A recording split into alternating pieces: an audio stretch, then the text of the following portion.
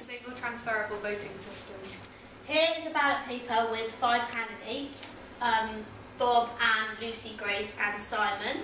And voting in the system is preferential, meaning that electors rank their choices in order of preference by placing numbers by their side, so they can vote for as many candidates as they wish. Candidates must achieve a quota to be elected as an MP. What is a quota? A quota is an established threshold, which means that a candidate must gain a certain number of votes in proportion to the total number of seats available in a constituency. There are 5 candidates representing this constituency, therefore it is a 5-member state. A candidate must win 20% of the vote in order to be elected as an MP. In this case, Anne is the only candidate to achieve the quota.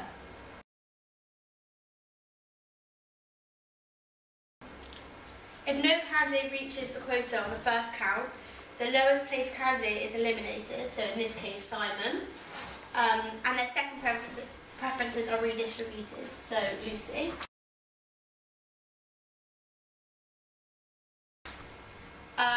This happens until the requisite number of seats has been filled. As this is a multi-member constituency system, each time a candidate achieves the quota, they are elected and their other votes are redistributed. The counting of votes stops when the required number of MPs is chosen. Ali, what are the advantages of the single transferable voting system? Okay, so they're very proportional because you have to get a proportion of the votes to get elected, and votes are of equal value, so one vote isn't worth more than someone else's. And there's more choice because there are usually more than one candidate from a party, so meaning it's more democratic and it gives the voters more control over candidates. And in Northern Ireland it has solved all of the religious tensions and prevents one party getting too much power. So in Ireland it's resulted in a dual premiership, which is 2 prime ministers power sharing government. And the Lib Dems favour it as it would give them a lot more seats, and it was used in the Republic of Ireland and people are happy with it, so that's also another advantage. What are the disadvantages of a single transferable voting system, Rebecca? This system tends to produce coalitions, which is not a bad thing. However, it does mean that too much power can be given to minority parties. Therefore, another disadvantage is that the system does not produce a strong government, and it has made harder for strong legislation to be passed through Parliament due to the dilution by minorities. This system is what the Liberal Democrats would have liked to be in the 2011 referendum on electoral reform, but critics said that it was too complicated. Where is this system currently used, if not in general elections for Westminster? It's used in the Republic of Ireland, as I said earlier, and Northern Ireland, as well as Scotland for local government elections, and it's been extremely successful in Northern Ireland as it's worked with the deeply divided community of the Unionists and the Nationalists. The first past the post electoral system is used in England and Wales in the UK. It tends to overrepresent larger parties and frequently results in a single-party majority government. We use first past the post to vote for the party we want to be in charge of our constituency, as well as our local MP. Each constituency has around an equal population to make it fair. The party that has the most constituencies receives the most seats in the House of Commons and then becomes the government. Their party leader then becomes Prime Minister. There are 646 parliamentary constituencies in the UK, but how do we elect them? The voter goes to the polling station, collects a ballot in booth. Voters select one candidate by marking an X beside the name of the MP and the party they belong to, like so. One person, one vote. Each constituency returns a single candidate. The winning candidate only needs to achieve a plurality of votes. This is the first past the post rule. For example, if candidate A got 37 votes, B got 25 and C got 34, A would still win, yet he had less than 50%. However, this is not always the case. For example, the coalition between the Conservatives and the Liberal Democrats in 2010. The Conservatives got a majority of votes, however, the Liberal Democrats and Labour were too close for them to rule the government alone. Therefore, a coalition had to be made between the Conservatives and the Liberal Democrats. Another example where first past the post created tensions was when Tony Blair stepped down in 2008. Tony Blair had great charisma and a strong personality. When Gordon Brown took over, people complained that they didn't actually vote for him. However, they didn't vote for a Prime Minister at all, and they only voted for their local MP and their constituencies. Alternative vote system. What is it? The alternative vote, AV, is a system where the voter has the chance to rank the candidates in order of preference. The winning candidate must achieve an absolute majority of votes in a single member constituency. which is a single representative in a legislative body. And how does it work? Representatives are elected in a single-member constituency. The winning candidate has to achieve an overall majority in the votes cast, which is 50% plus one vote. Voters number their candidates in order of preference, one beside their first choice and two to their second choice, and so on. If no candidate receives 50% plus one from the electorate's first choice, the lowest candidate is eliminated and the second choice of the electorate are transferred to the remaining candidates. This process continues until one candidate secures an overall majority. What are the advantages? It ensures that fewer votes are wasted than in first past the post. Representatives are elected by majorities of their constituencies. This means that a broad range of views and opinions can influence the outcome of the election. The link between representatives and their constituencies is retained. First past the post is dated and the system needs to be modernised to reduce disproportionality and systematic bias. What are the disadvantages? The outcome of the election may be determined by the preferences of those who support small possible extremist parties. Winning candidates may enjoy little first preference support and only succeed with the help of redistributed supplementary votes, making them only the least unpopular candidate, and it can produce less proportional outcomes than first past the post. Tell us about the 2011 referendum. However, on May the 5th, 2011, a referendum was held on whether to keep first past the post or switch to the alternative vote system.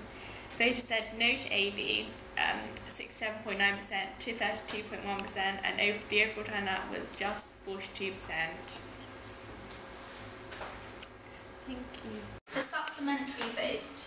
The supplementary vote is a majoritarian system. This means that candidates must achieve a majority plus one to win. This system is used for electing the Mayor of London.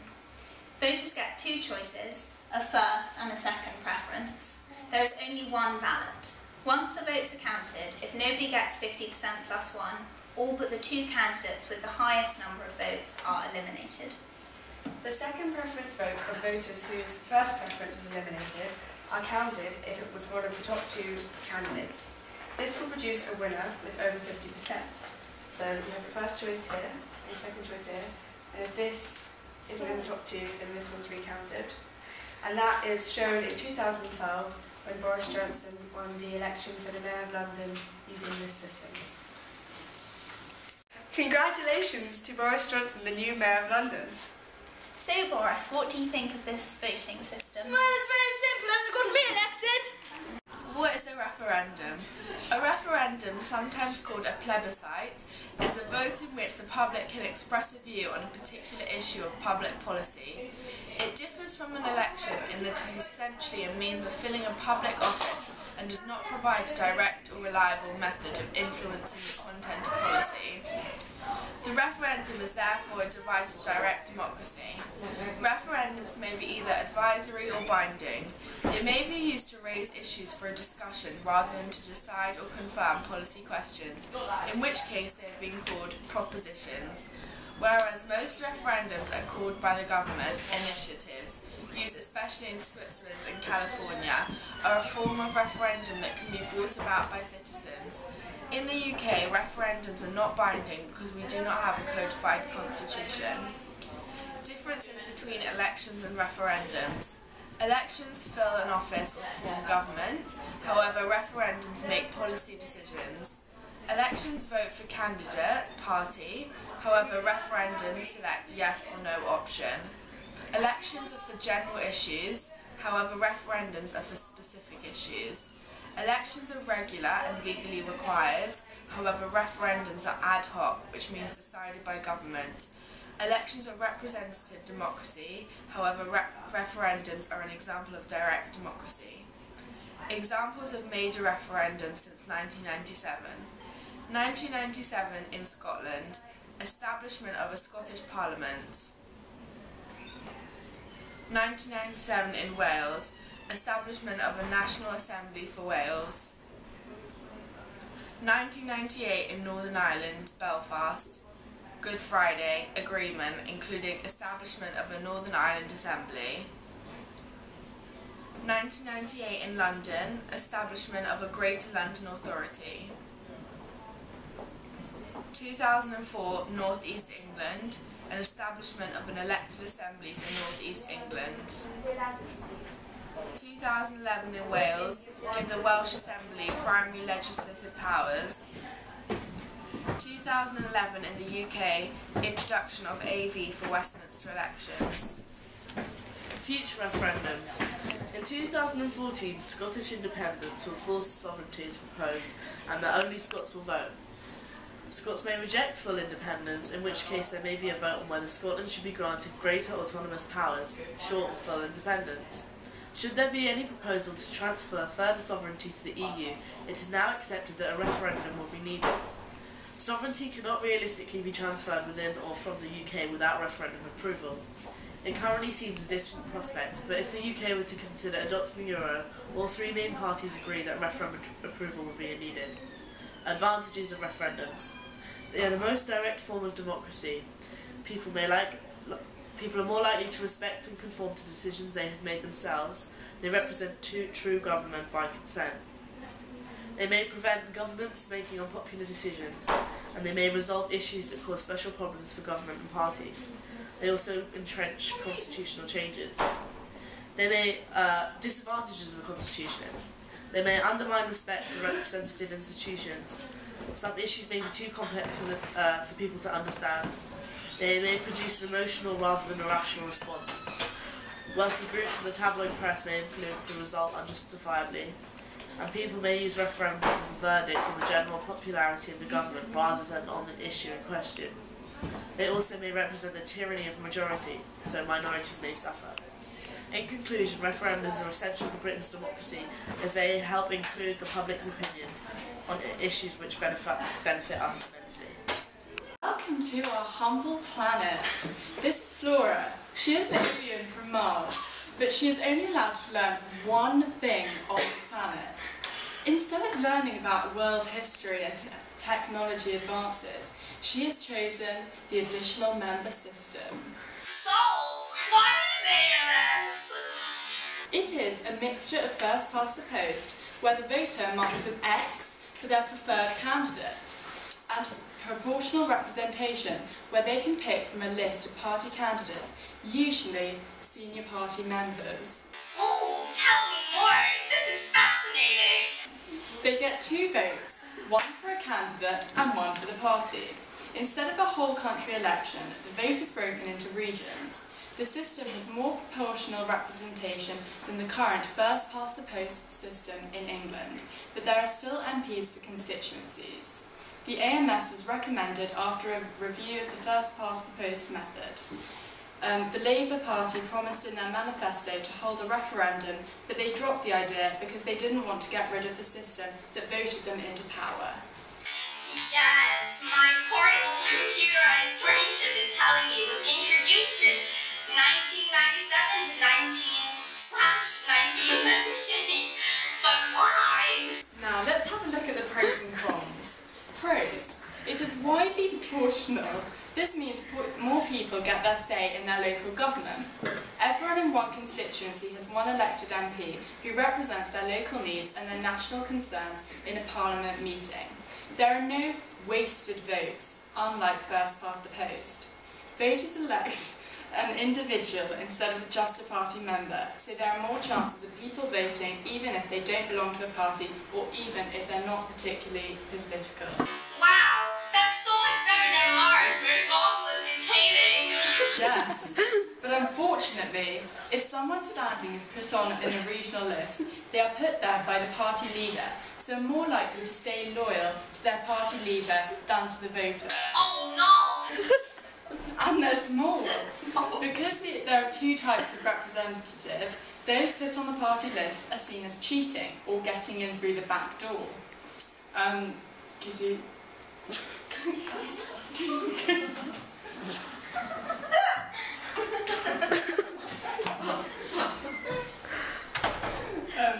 So there's a class divide between the MPs. Small parties are not represented. Where is this used? Let's tell them to Scotland. Ain't you get dizzy?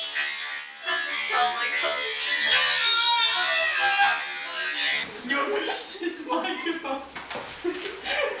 Here is a local Scottish man who can tell us. Oh, hello, you wee souls! You speak so weird here in this exotic habitat. Can you tell us about your experience here in the cold Hebrides to do with your electoral system of the AMS? My beautiful country is divided into 8 regions. 57% of the MPs are elected by first past the post to a single member constituency. The remaining 42% are elected from lists. Voters are, like me, are always most likely to use both votes. Mostly we choose the same party, but sometimes we like to choose minor parties also. I wonder, have any of you realised that you'll be voting in the next general election? Well, how much do you know about our electoral system and other electoral systems? Well, we're going to tell you. Until 1997, there was only one electoral system. However, now there are many, including the 5 main electoral systems. These are first past the post, alternative vote, supplementary vote, additional member system, and the single transferable vote. At the moment in the UK, we have the first past the post system. But why is it important that we understand? Politics affects everything we do in our daily life. It is important that we understand the different types of voting systems, especially the one adopted in the UK. Our lack of knowledge in the past has led to such scandals as the expenses scandal. And in May of last year, there was a referendum concerning whether we should change our voting system to the alternative vote. Unfortunately, our lack of knowledge and the confusing explanation offered to the public meant that we kept our first past the post system. In this video, we hope to make you more aware of the different electoral systems to avoid any future apathy. In conclusion, we're going to evaluate the different electoral systems. The advantages of first past the post is that it's easy to understand and it produces a strong and stable government. However, the disadvantages are that votes have different values and it's usually a 2-party system, meaning that third smaller parties find it very difficult to get in. And there is this issue of tactical voting. Now, AV and SV have the advantages, yet again, that it's easy to understand, and also that you need 50% plus 1 to gain power, which means that the population's majority of their opinion is represented, which is good, and therefore there are fewer wasted votes. However, the disadvantages are that it could allow extremist parties to get in, and the second choice could be more important than the first. The additional member system has both disadvantages and advantages. It's a fairer system and has more balanced representation, which generally leads to strong, stable, single-party governments, and there's a wider choice of candidates. However, the constituency representation is ineffective because there are more representatives.